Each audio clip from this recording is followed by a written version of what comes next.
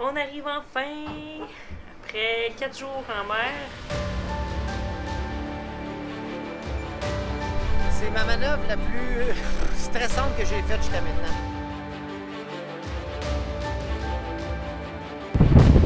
Stop! Jour 4 en mer. Puis les dauphins sont encore là. On dirait que c'est le même banc qui nous suit. À tous les jours, il vient nous dire bonjour. Il doit en avoir quoi? Une cinquantaine? Une cinquantaine de dauphins qui nous suivent. Ils nagent avec nous, ils nous font un beau spectacle. C'est-tu cool ça? Tous les jours, les dauphins viennent nous dire bonjour. Hi-ha! Toujours le grand voile en poste avec un riz. C'est nuageux aujourd'hui, mais on est bien. On dirait qu'on sent la chaleur un peu plus vu qu'on se dirige vers le sud. C'est nuageux, fait que là les batteries sont un peu basses, fait qu'on fait rouler un moteur pour recharger les batteries. Tout est parfait, tout va bien. C'est le bonheur.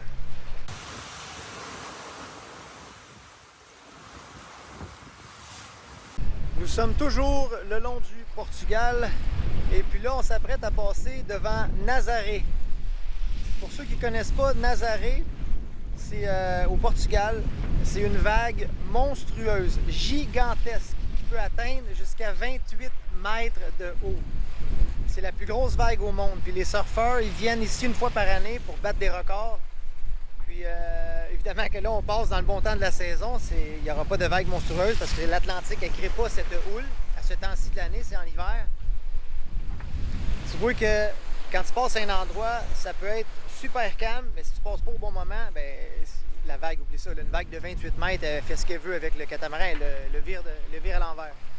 Le 24 février 2024, donc ça fait pas si longtemps, que l'Allemand Sebastian Studner, je ne sais pas si je le prononce correctement, qui a battu le record avec une vague de 28 mètres, presque 29 mètres, donc 93 pieds de haut.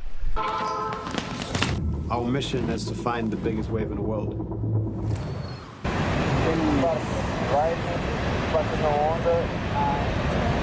Vous pourrez aller voir ça sur YouTube, taper Sebastian Studner, l'Allemand, vague Nazaré, vous allez avoir l'information, vous allez voir la vague. Ça doit être tellement impressionnant de voir ce mont, c'est la plus grosse vague au monde. On passe juste à côté, Nazaré. Depuis qu'on est parti, c'est soleil mur à mur, du bon vent, du portant, comme on aime. On espère que ça va être comme ça jusqu'à la fin. C'est 2000 milles nautiques en tout qu'on a à faire. Puis là, on approche du 700 000 nautiques. Donc, presque la moitié sera fait dans quelques jours. Donc, ça va bien. Il va rester la Méditerranée, le détroit de Gibraltar qu'il faut prendre au sérieux, les orques qui s'en viennent. La Méditerranée, elle peut changer à tout moment. Ça peut être une météo parfaite, tu pars en mer, et puis tout d'un coup, le vent se lève, il change de côté. C'est vraiment, il y a beaucoup d'histoires dans la Méditerranée. Ça s'est levé tellement fort, tellement d'un coup, que des bateaux ont commencé à s'arracher. Donc on va étudier ça comme il faut en arrivant près de ça. Puis si on fait comme on fait toujours, ben il devrait rien arriver.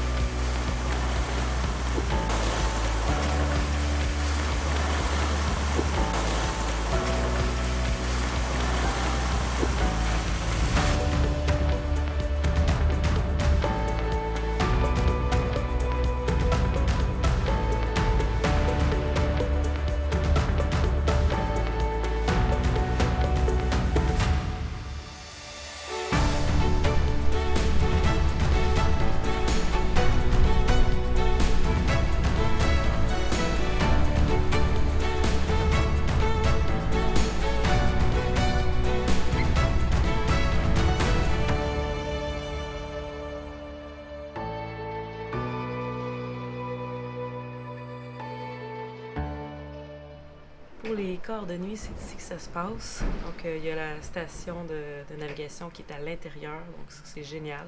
Il y a presque tous les mêmes instruments qu'en haut à la barre. Donc, j'ai mon AIS qui m'indique les bateaux qu'il y a alentour. Sur ce bateau, on émet aussi. Donc, les autres, ils peuvent voir notre position. Ils peuvent voir notre cap, notre vitesse et toutes les informations sur notre bateau. Ensuite, j'ai ma carte Navionics, parce que nous, on aime vraiment mieux naviguer avec la carte Navionics, on trouve qu'il est plus précis. Puis, tu vois, on est dans les 2600 mètres en ce moment, donc il n'y a pas de danger de cage à crabe ou filet, ou en tout cas, il devrait pas en avoir aussi profond. Et j'ai mon instrument de vent qui lui m'indique la force et l'angle du vent. En fait, dans mon corps, c'est principalement ça que j'ai fait. J'ai vérifié l'aiguille pour pas qu'elle traverse l'autre bord du 180. Parce que si elle traverse l'autre bord et qu'elle reste l'autre bord, mais ça voudrait dire que là, on va empanner. Puis la voile en haut, elle va changer de côté. Ce qu'on veut pas. Donc là, je donne des degrés sur l'autopilote pour m'assurer que l'aiguille reste du bon côté. Fait que j'ai tout accès à ça ici. J'ai la radio aussi. Donc vraiment, la seule raison pour qu'on aurait besoin d'aller au poste de bord en haut, c'est pour mettre les moteurs. Ça, je peux pas le faire d'ici. Mais sinon, tout le reste, je peux le faire d'ici. Donc ça, c'est génial parce qu'on est en sécurité. Pas besoin d'aller dehors la nuit. On voit l'île droit devant, terre en vue, notre mouillage pour la nuit. Les voiles toujours en ciseaux. On fait des surfs à 10 nœuds, 11.4, le plus vite qu'on a fait. Le Bali, il va aller se reposer, là. Ça trace, ça bombarde. Wouhou! Il y a 20 nœuds de vent réel. Puis on a à peu près 12 apparents. On fait 8, 9 constants, plus les surfs. Génial. Il y a un riz dans la grand voile, puis on a tous le génois sorti. Et le Bali, il se fait plaisir. Youhou! En avant, moussaillon!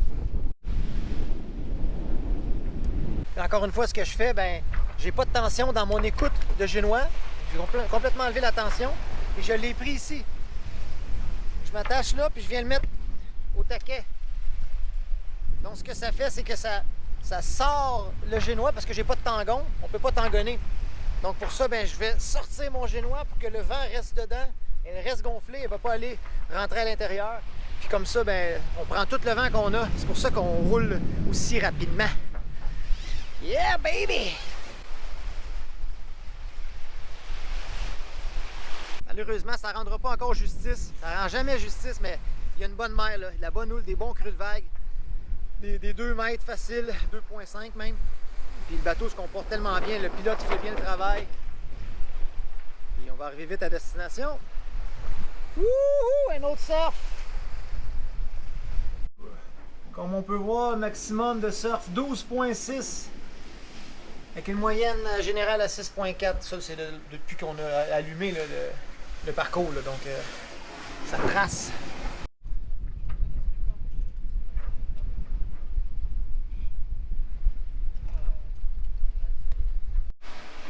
Juste s'éloigner de la roche parce que tu sais comment ça défile quand on est près des... Ben, sans être un bon gars, on s'en va sur la roche. Là. 5 à bâbord? Ouais.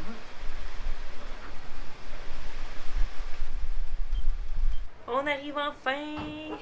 Après 4 jours en mer, on va aller se reposer à une petite île qui était sur notre chemin, un mouillage bien protégé. Ça va souffler quand même 25 nœuds cette nuit.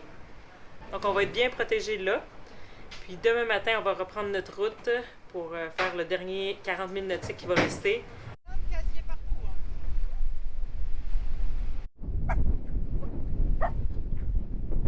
On est arrivé à Ilha de Berlanga. Les conquistadors! Il y a un château carrément, là, c'est magnifique. Ils ont plein de panneaux solaires aussi. Clairement, il y a des gens qui vivent ici parce qu'ils sont autonomes en énergie. C'est vraiment magnifique. Un gros caillou. On va être bien protégés pour la nuit. Oui.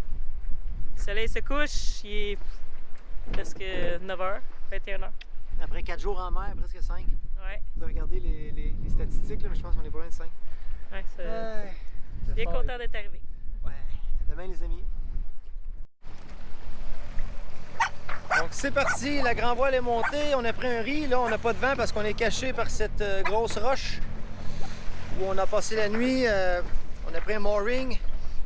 Le monsieur de l'île est venu nous voir, super gentil, il nous a dit prenez cette bouée, c'est la mienne, puis il y a des gros bateaux dessus, donc c'est super solide. On a quand même vérifié, là, quand vous prenez une bouée d'amarrage, assurez-vous qu'elle est solide, donc mettez les moteurs embrayés derrière, voir si ça tient. Puis on les a mis à 1500 tours et ça tenait bien. Fait que là, on a 46 000 nautiques à faire.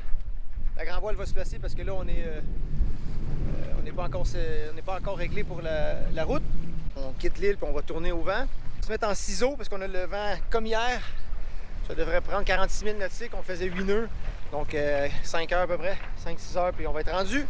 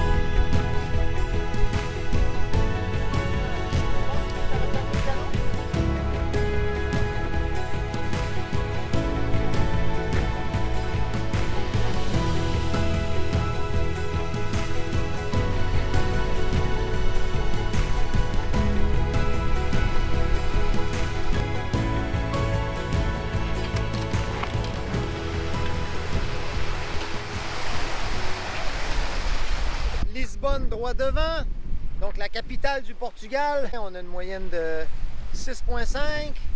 On a 15 à 16 nœuds de vent réel. Ça va super bien. Le soleil est sorti. Là, on fait la vigie parce qu'il y a beaucoup de cages à crabes ou à homards, ou on ne sait pas c'est quoi qu'ils attrapent avec ça ici au Portugal, mais il y en a partout. Mais ils sont bien identifiés. Avec un beau drapeau en hauteur, avec une belle bouée assez grosse, donc on les voit de loin.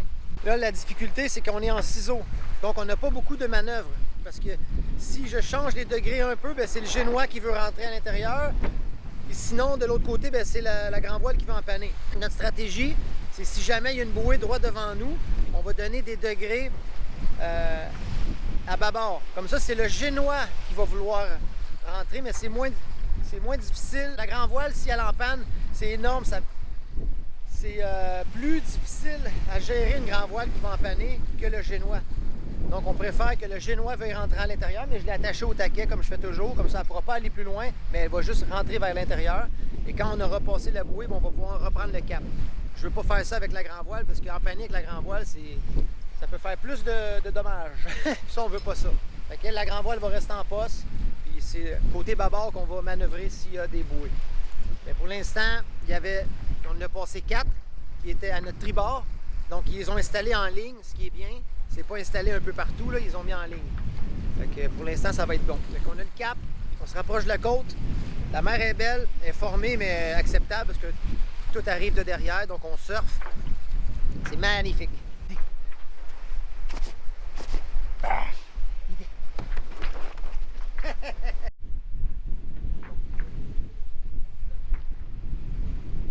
Donc on vient faire un changement de voile parce qu'il y a un ajustement, parce que là on a quitté le portant, on était plus au large le long de la côte, puis là on va se diriger vers Lisbonne.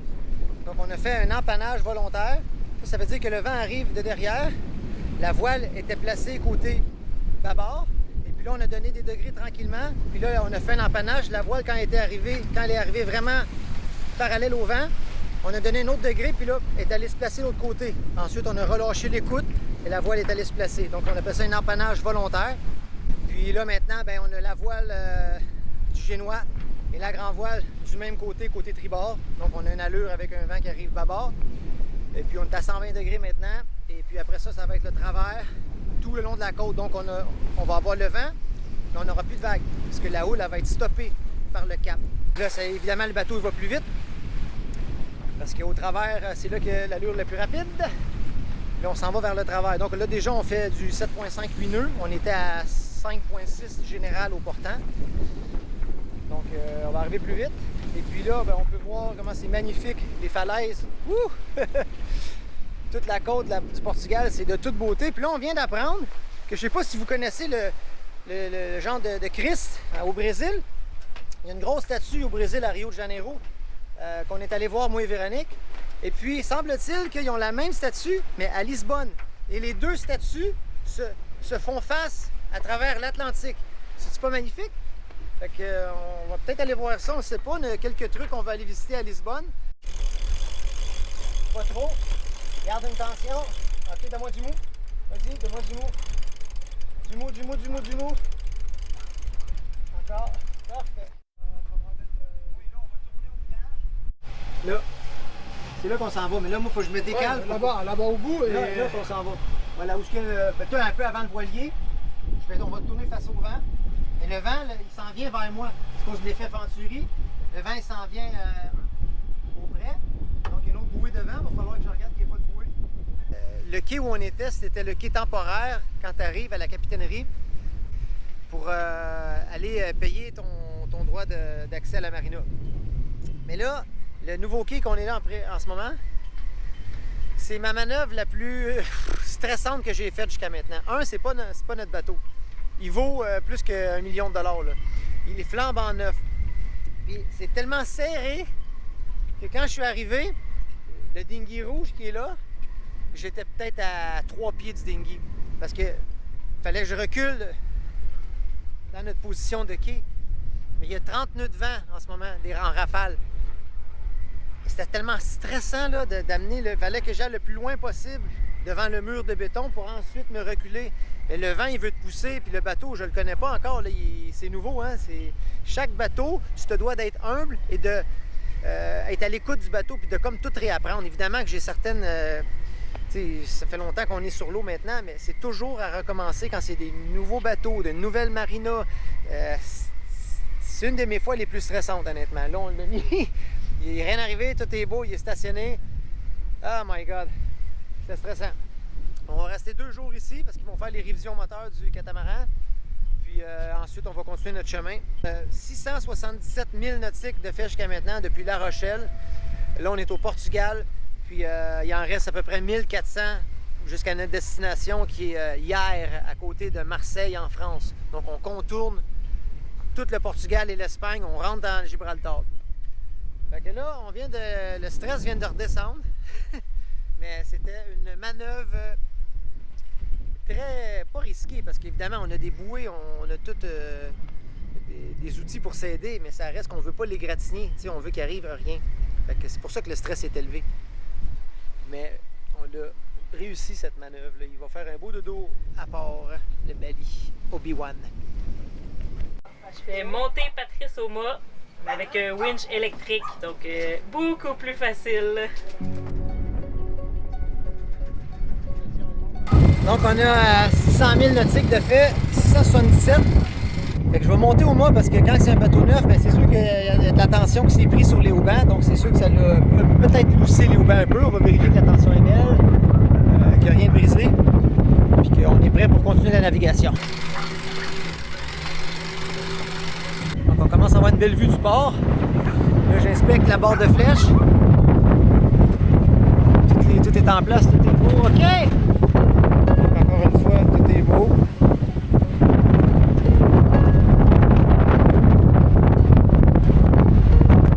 C'est bien. Celles-là sont belles. Tout va bien. C'est sûr qu'il vente un peu, mais OK!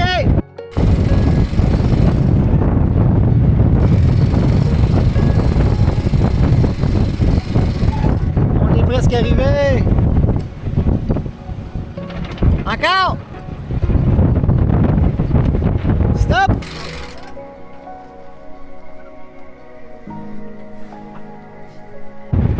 Bon, on est presque au bout du mât.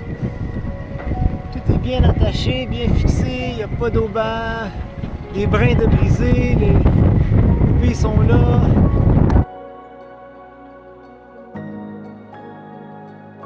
Wow, c'est fou d'avoir un winch électrique pour le monter. D'habitude, je le fais à bras, je suis pas mal plus essoufflé. Ça va vraiment bien. Ça n'a pas bougé. Tout est beau pour l'eau banane. OK, on descend! Là, Véronique va me redescendre. Elle va juste enlever un tour de winch. Puis elle va juste garder la pression. C'est mon corps, c'est pas si pesant. Regardez-moi ça, la belle vue. C'est ça qui est le fun quand on est au mât. C'est comme si on faisait voler un drone. Je me tiens tout le temps avec mes jambes sur le mât. Fait que c'est de quoi? Je pense que je serais capable de garder peut-être pas longtemps, là, mais...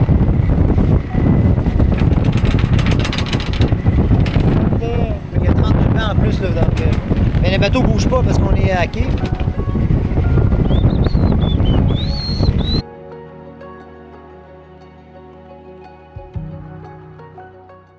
On espère que vous avez aimé l'épisode. N'oubliez pas de vous abonner à la chaîne si ce n'est pas déjà fait. Et si vous voulez nous aider dans cette aventure, ben, allez vous procurer de magnifiques contenu atypique sur la boutique en ligne de Véro.